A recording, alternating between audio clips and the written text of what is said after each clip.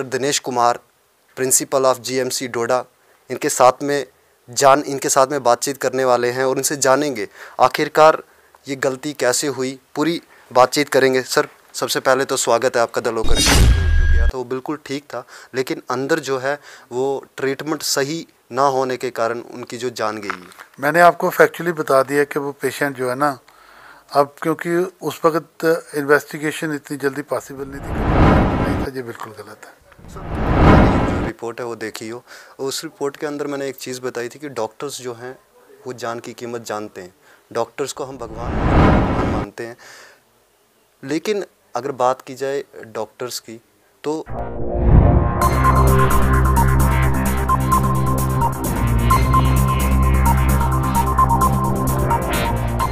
आदाब व सत श्री अकाल।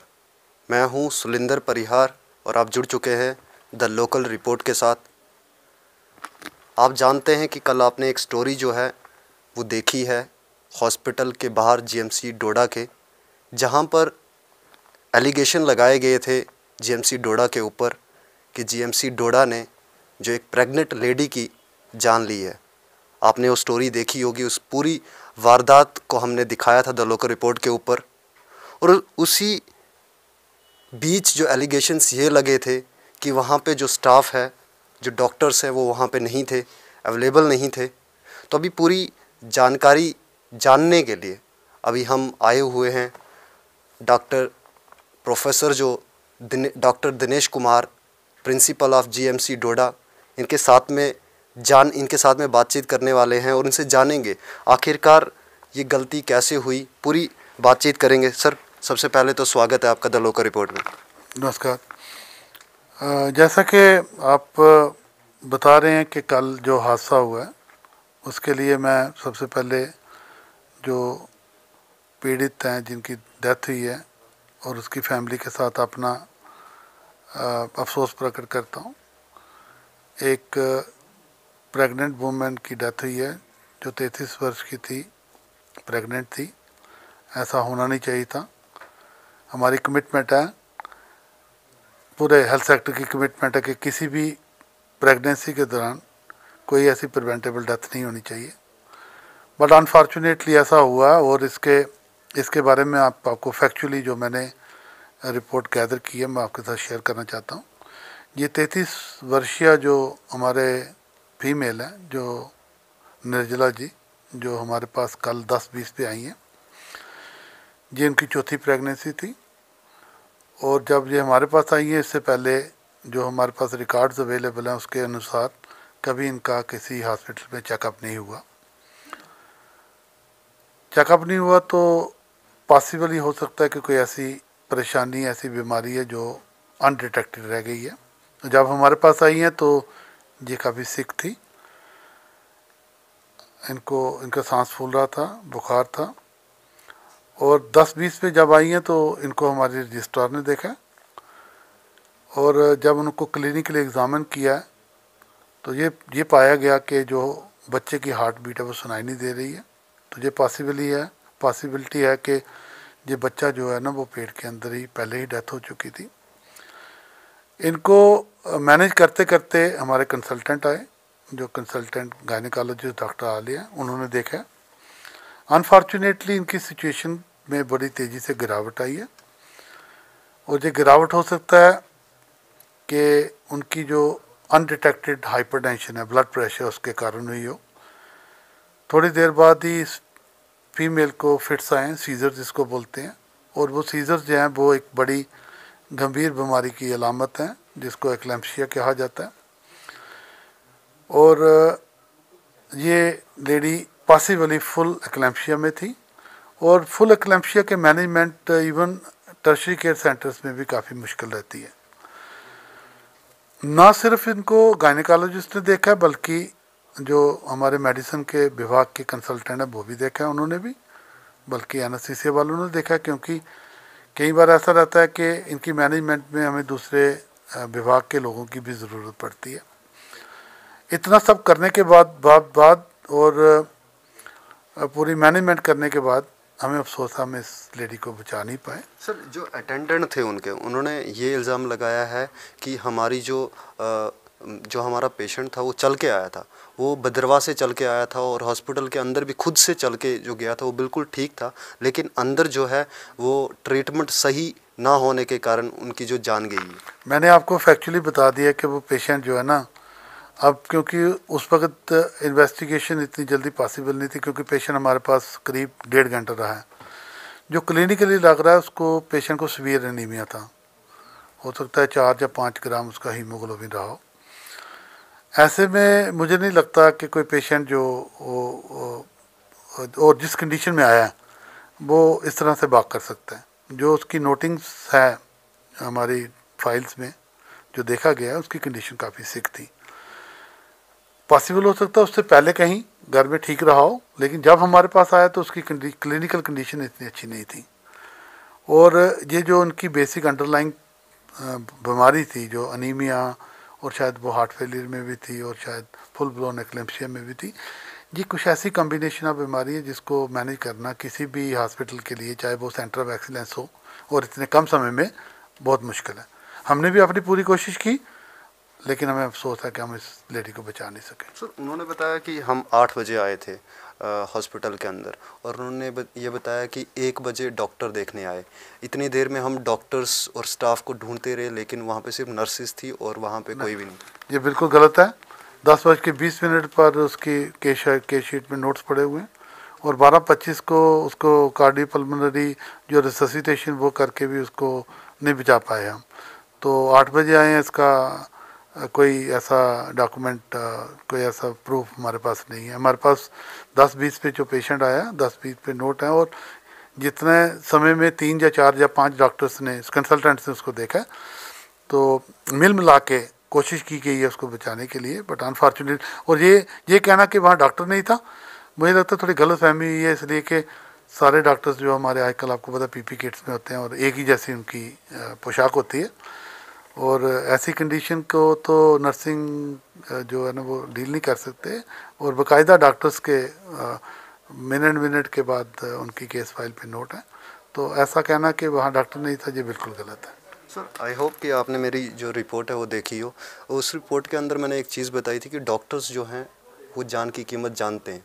डॉक्टर्स को हम भगवान माना करते हैं, बहुत सारे लोग जो है भगवान मानते हैं, लेकिन अगर बात की जाए डॉक्टर्स की, तो या अगर जान की बात की जाए, जान अभी कीमती है, सभी जानते हैं, और आपसे अच्छा तो कौन जान सकता है। अगर उनकी पहले ही कोई, क्योंकि आंगनवाड़ी जो वर्कर्स है हमारी, वो अगर वो पहले से ही कोई ऐसा हो, उनको पहले से ही पता लगता, वो चेकअप करते उनके घर पे जाके ही, तो हो सकता था कि 1-2 जानें बच सकती थी यहाँ पे। तो आखिरकार आपको क्या लगता है कि ऐसी लोकल लेवल पे, क्योंकि घर घर जाके भी ऐसा कोई होना चाहिए, क्योंकि बहुत सारे लोग जो है वो लापरवाही करते हैं अपनी हेल्थ को लेकर, लेकिन ऐसे कोई ऐसे स्टेप्स जो हैं वो उठाए जाने चाहिए, आपको क्या लगता है? जी, आपने बिल्कुल सही कहा, कोई ऐसी जान जो है ना वो नहीं जानी चाहिए। और अभी तो मैंने ये प्रिलिमिनरी इन्वेस्टिगेशन की है, इसके बाद मैं एक मैटरनल डेथ रिव्यू रहता है जो हॉस्पिटल वाले रूटीनली करते हैं, उसको किया जाएगा। उसके बयान भी मैं, इसका कम्युनिटी डेथ रिव्यू भी एक रहता है जो फैमिली में जाके किया जाता है थोड़े दिनों बाद, क्योंकि इस वक्त तो फैमिली थोड़ी परेशानी में रहेगी, तो थोड़े दिनों बाद 2 या 3 हफ्ते के बाद हम कोशिश करेंगे कि इनके घर में ही जाके मिला जाए और ये पता किया जाए कि अगर वाकया में इस फीमेल को प्रेगनेंसी के दौरान सर्विस नहीं मिली है तो कहीं ना कहीं कमी है। उस कमी को दूर करने के लिए समय समय पे हमारे सेंसिटाइजेशन ट्रेनिंग प्रोग्राम चलते रहते हैं। जैसा आपने बोला, ये विलेज से लेके डिस्ट्रिक्ट हॉस्पिटल और मेडिकल कॉलेज तक चलते हैं।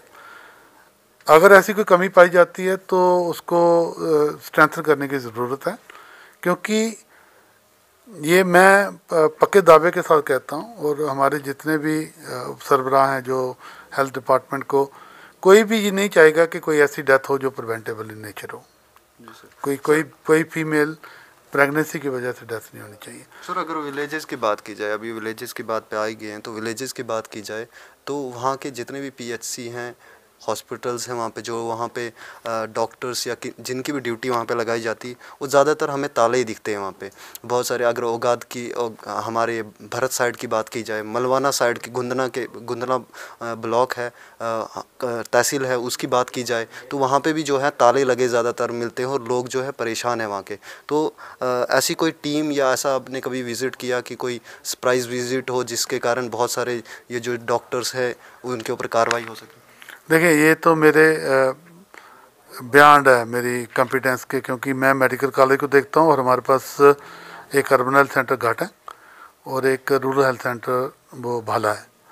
तो इसके बियॉन्ड जो वो CMO साहब जो चीफ मेडिकल ऑफिसर हैं यहाँ के और जो डायरेक्टर हैं हेल्थ सर्विसेज, वो उनके डोमेन में आती है। तो उसके बारे में कमेंट करना मेरे लिए ठीक नहीं होगा। तो मुझे लगता है इसके बारे में ज़्यादा जानकारी के लिए और वो क्या कर सकते हैं वो आपको CMO साहब से कांटेक्ट करना पड़ेगा। सर, और आखिर में क्या बताएंगे उन लोगों के लिए जो लोग ये भी बताते हैं कि जो डोडा का हॉस्पिटल है, डोडा के हॉस्पिटल्स में जो है इंफ्रास्ट्रक्चर सही नहीं, क्योंकि अभी बात की जाए इंफ्रास्ट्रक्चर तो इंफ्रास्ट्रक्चर हमारे पास बहुत अच्छा हो गया है डोडा हॉस्पिटल के अंदर, लेकिन स्टाफ की, आपको क्या लगता है स्टाफ की कमी है यहाँ पे? क्योंकि स्टाफ की हमें भी कमी दिखती है। स्टाफ की कमी है और उसके बारे में जितनी पॉसिबल कोशिश है वो की जा रही है और आने वाले समय में मुझे पूरी उम्मीद है कि PSC के थ्रू और SSP के थ्रू जो गजटेड और नॉन गजटेड अपॉइंट होते हैं वो ज़रूर जल्दी करेंगे और जहाँ GMC डोडा में जो स्टाफ की कमी है उसको पूरा करेंगे। उसके रहते हुए जो कमी पेशी है हम कंट्रैक्चुअल अपॉइंटमेंट से पूरी करते हैं, कोशिश की जा रही है। इंफ्रास्ट्रक्चर की कमी नहीं है, मशीनरी की कमी नहीं है, ड्रग्स की कमी नहीं है। सिर्फ हमें थोड़ी परेशानी इसलिए आ रही कि जो हॉस्पिटल हमारा अपग्रेड हो रहा है, थोड़े समय में जैसे वो अपग्रेड हो जाएगा तो मुझे लगता है हमें जगह मिल जाएगी और हम काफ़ी सारी सर्विसेज जो हैं वो ऐड कर सकते हैं उसमें। तो आने वाले समय में आपको ज़रूर ये एक देखने को मिलेगा जो इम्प्रूव सर्विसेज होंगी। अभी जो कमी है वो थोड़ी स्टाफ के कारण, वो हमारे कंसल्टेंट्स की कमी ज़रूर है जिसको हम पूरा करने की कोशिश कर रहे हैं। सर, अगर MBBS बैच की बात की जाए तो MBBS बैच के अंदर हमें भी जो है कंप्लेन मिली है कि यहाँ पे जो खाना है सही नहीं होता, उस कारण बीमार हुए थे कुछ टाइम पहले स्टूडेंट्स भी। तो हमें भी कंप्लेन आई थी कि वहाँ पे जो है खाना अच्छा नहीं मिलता हॉस्टल के अंदर। तो उस कमी को ठीक करने के लिए आपने क्या स्टेप्स लिए? नहीं, ऐसा एपिसोड ज़रूर हुआ था। इसके बारे में इनकार नहीं किया जा सकता, क्योंकि चूँकि बच्चे जो आए थे ये 4 तारीख के आसपास हुआ था जब उन्होंने ज्वाइन किया था। जी, चूँकि बहुत सारे बच्चे हमारे डोडा के बाहर से आए थे और जहाँ तक मेरा अपना एक्सपीरियंस है, डोडा में पानी जो है वो इतना साफ़ नहीं है। तो हो सकता है कहीं उन्होंने पानी गलत पी लिया हो, ख़राब पी लिया हो। ये भी हो सकता है कि उनको खाना कहीं अच्छा ना मिला हो। उसको प्रॉपरली इन्वेस्टिगेट किया गया। मैंने खुद उसको इन्वेस्टिगेट किया क्योंकि मैं पब्लिक हेल्थ के साथ डील करता हूँ। उसकी एक प्रॉपर रिपोर्ट बनाई गई और इमीडिएटली जो जितने भी वाटर पॉइंट्स थे उन सबको क्लोरीनेट किया गया।